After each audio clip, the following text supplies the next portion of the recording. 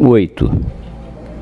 Será finalmente a causa que tanto a buscamos, a voz com que hoje falam os pregadores? Antigamente pregavam bradando, hoje pregam conversando. Antigamente, a primeira parte do pregador era boa voz e bom peito. E verdadeiramente, como o mundo se governa tanto pelos sentidos, podem às vezes mais os brados que a razão. Boa era também esta, mas não a podemos provar com semeador, porque já dissemos que não era ofício de boca. Porém, o que nos negou o Evangelho no semeador metafórico, nos deu no semeador verdadeiro, que é Cristo. Tanto que Cristo acabou a parábola, diz o Evangelho que começou o Senhor a bradar.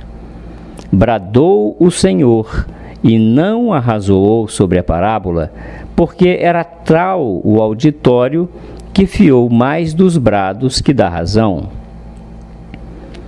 Perguntaram ao Batista quem era. Respondeu ele: Ego vox clamantes in deserto. Eu sou uma voz que anda bradando neste deserto. Desta maneira se definiu o Batista. A definição do pregador, cuidava eu que era voz que arrazoa e não voz que brada. Pois, por que se definiu o Batista pelo bradar e não pelo arrazoar? Não pela razão, senão pelos brados. Porque há muita gente neste mundo com quem podem mais os brados que a razão, e tais eram aqueles a quem o Batista pregava. Vede-o claramente em Cristo. Depois que Pilatos examinou as acusações que contra ele se davam, lavou as mãos e disse: Eu nenhuma causa acho neste homem.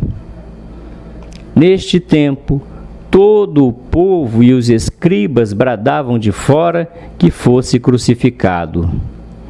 De maneira que Cristo tinha por si a razão, e tinha contra si os brados. E qual pôde mais? Puderam mais os brados que a razão. A razão não valeu para o livrar, os brados bastaram para o pôr na cruz. E como os brados no mundo podem tanto, bem é que bradem alguma vez os pregadores, bem é que gritem.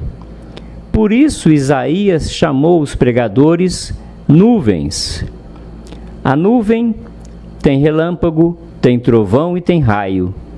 Relâmpago para os olhos, trovão para os ouvidos, raio para o coração. Com relâmpago alumia, com o trovão assombra, com o raio mata. Mas o raio fere a um, o relâmpago a muitos, o trovão a todos.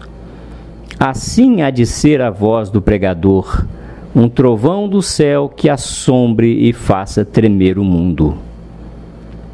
Mas que diremos à oração de Moisés?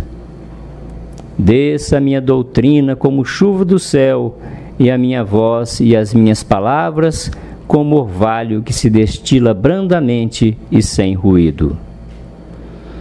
Que diremos ao exemplo ordinário de Cristo, tão celebrado por Isaías? Não clamará, não bradará, mas falará com uma voz tão moderada que se não possa ouvir fora. E não há dúvida que o praticar familiarmente e o falar mais ao ouvido que aos ouvidos, não só concilia maior atenção, mas naturalmente e sem força se insinua, entra, penetra e se mete na alma. Em conclusão, que a causa de não fazerem hoje frutos pregadores com a palavra de Deus nem é a circunstância da pessoa, nem a do estilo, nem a da matéria, nem a da ciência, nem a da voz. Moisés tinha fraca voz, Amós tinha grosseiro estilo, Salomão multiplicava e variava os assuntos, Balaão não tinha exemplo de vida, o seu animal não tinha ciência, e, contudo, todos estes, falando, persuadiam e convenciam. Pois, se nenhuma destas razões que discorremos, nem todas elas juntas são a causa principal, nem bastante, do pouco fruto que hoje faz a palavra de Deus, qual diremos finalmente que é a verdadeira causa?